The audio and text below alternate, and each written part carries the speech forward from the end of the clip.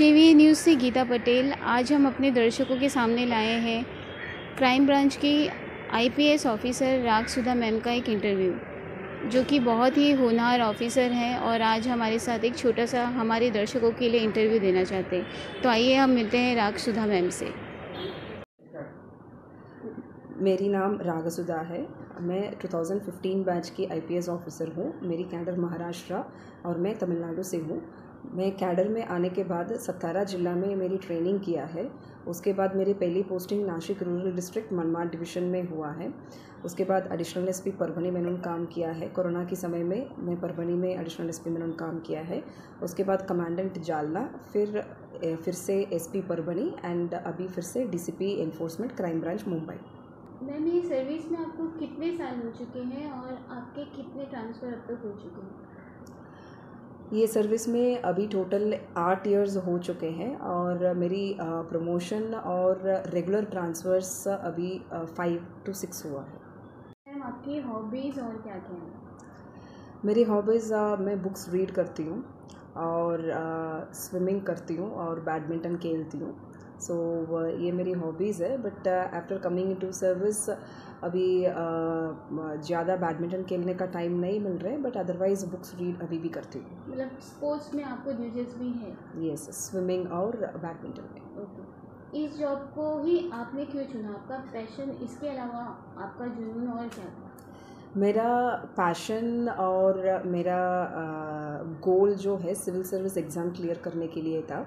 और जब civil service exam हम क्लियर किए थे, तब रैंक और वैकेंसीज़ के ऊपर से हमको सर्विस डिसाइड किया जाता है। तो उस बेसिस पे आईएएस आईपीएस जो हमने ऑप्शंस दिया है, उसमें से मुझे आईपीएस मिला और आईपीएस मिल के मुझे महाराष्ट्र कैडर मिला। अभी तक आपके पूरे सर्विस में सबसे चैलेंजिंग केस कौन सा रहा? So as a lady officer 2022 में गोंदिया और भंडारा का जो बॉर्डर है, वहाँ पे एक लेडी विक्टिम को गैंग रेप करके ओपनली इन अ हाईवे छोड़ा गया था 2 अक्यूज्ड ने। सो उस समय through government special investigation team मैं गई थी और उधर उस केस का इन्वेस्टिगेशन किया था।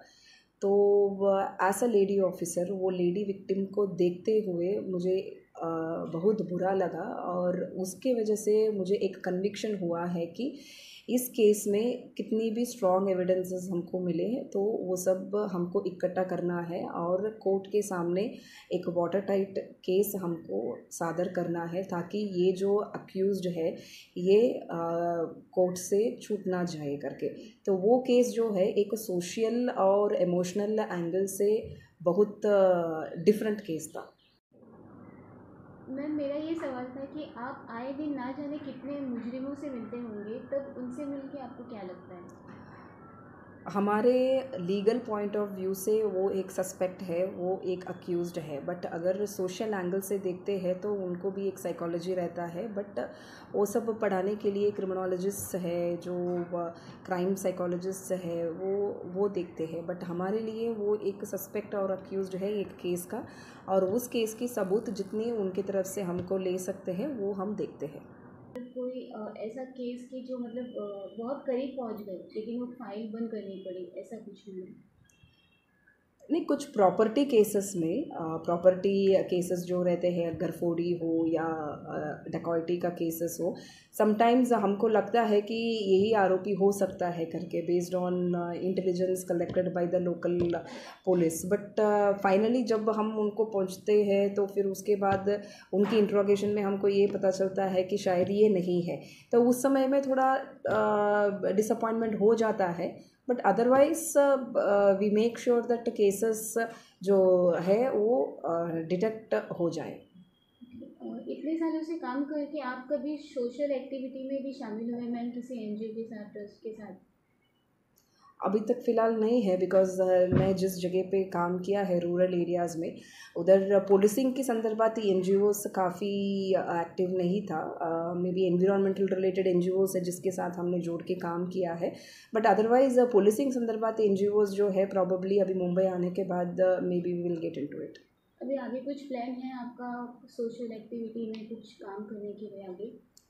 जैसे सीनियर ऑफिसर्स और सोसाइटी का स्कोप रहता है उसके ऊपर से डिपेंडेंट। ओके। एक आखिरी सवाल मैम, आप हमारे जेवी न्यूज़ के दर्शकों के लिए अपना कुछ संदेश देना चाहते हैं? ओके। सर्व जन विकास आवाज़ न्यूज़ व्यूअर्स को हमारे तरफ से ये आह्वान है कि जब भी आपके लग रहा है कि कुछ तो गलत चल रहा है या जहाँ पे पुलिस की ज़रूरत है, आप डायल 112 में कॉल कीजिए।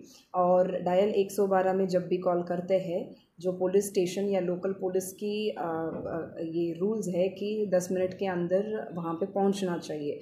तो उसके अनुसार कानून को अपने हाथ में ना लेते हुए पुलिस को इमीडिएटली कॉल कीजिए, पुलिस की रिस्पॉन्स डेफिनेटली अच्छा होगा।